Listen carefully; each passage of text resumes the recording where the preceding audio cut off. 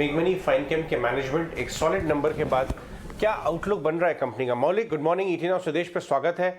बाजार ने आपके परफॉर्मेंस को बहुत पसंद किया इस बार, कुछ रीरेटिंग मूव नजर आता है। किस तरह की विजिबिलिटी बिजनेस में लग रही है आपको?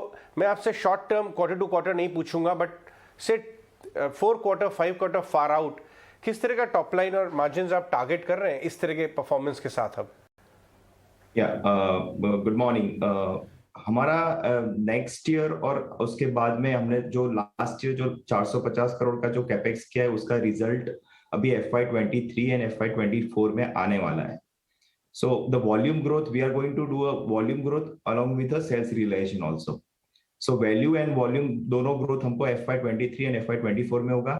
एंड हमने लॉन्ग टर्म टारगेट हमारा दिया है FY27 में कि company will reach to 5000 crore target. Right, एक बार आप वापस से रिपीट करेंगे, FY27 में क्या फाइनेंशियल टारगेट्स आपने रखे हैं? FY27 में हमने टारगेट रखा है 5000 करोड़ का कंपनी को पहुंचना है। 5000 करोड़ रेवेन्यूज और उसके साथ एबिटा क्या होगा लगभग?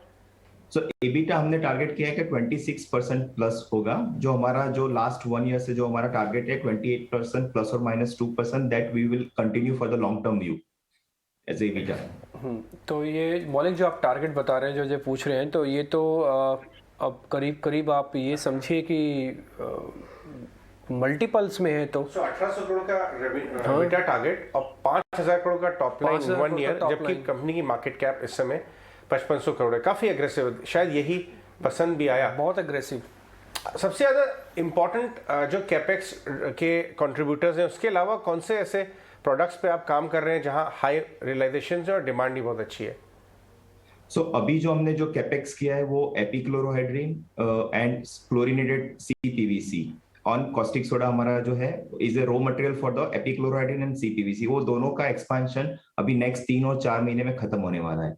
So in FY23 we will get a 50% output of that entire capex, and FY24 हमारा ऑप्टिमम कैपेसिटी पे जो हमने कैपेक्स किया है वो रियलाइजेशन हमको फुल ऑप्टिमम कैपेसिटी पे हो जाएगा। So looking at a current condition, हम लोग अभी जो 1500 करोड़ पे है वो हमने टारगेट किया कि FY23 we will reach at least 50% revenue growth, sales revenue growth, and FY24 full year basis we will reach up to 2800 to 3000 crore revenue growth on a full year basis।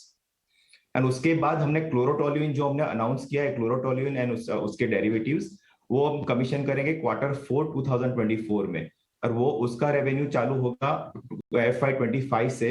And उसके बाद के project हम लोग announce करने वाले हैं जब board will approve to reach the 5000 crore.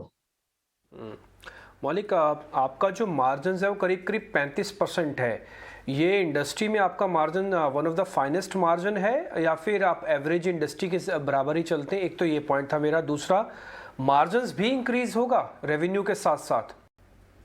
नहीं, हमने लॉन्ग टर्म व्यू पे मार्जिन हमारा we have kept a target on long term view 28% plus और minus 2, but if current conditions are continue we can achieve the same revenue, same margin as Q4 as well, you no.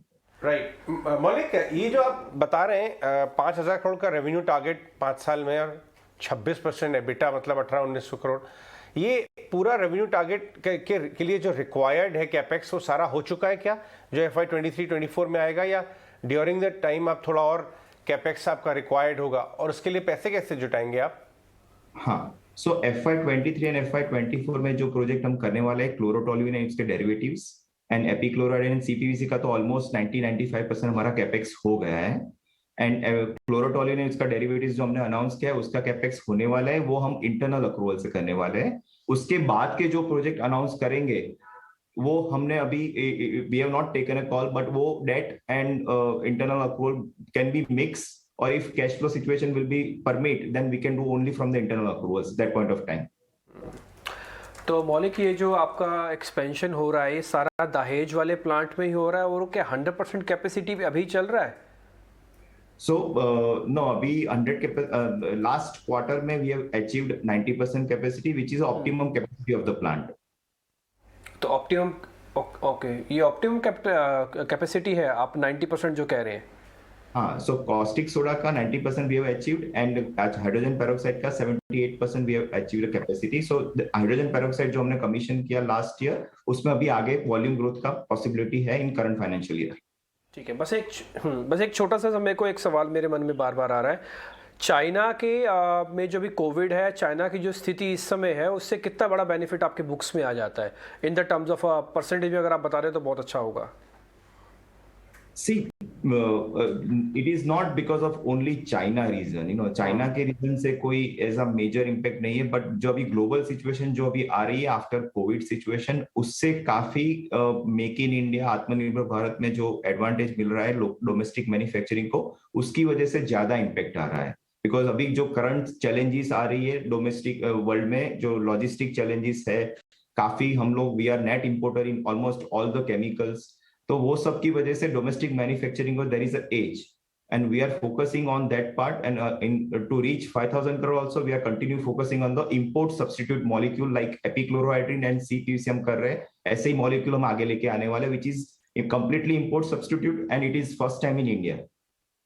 ठीक है मौलिक, बहुत बहुत शुक्रिया, thank you very much. अच्छा लगा ये एग्रेशन देख के और 5000 करोड़ का आंकड़ा भी देख के, जिन्हें बिल्कुल अच्छे से नोटिस भी किया और आपने अच्छे से जवाब भी दिया कि हाँ ये हो ही जाएगा, इसमें कोई डरने की बात नहीं है। और आज रिफ्लेक्शन दिख भी रहा है आपके शेयर्स में, पिछले 1-2 दिन से आपका शेयर काफ़ी अच्छा रिफ्लेक्ट भी कर रहा है।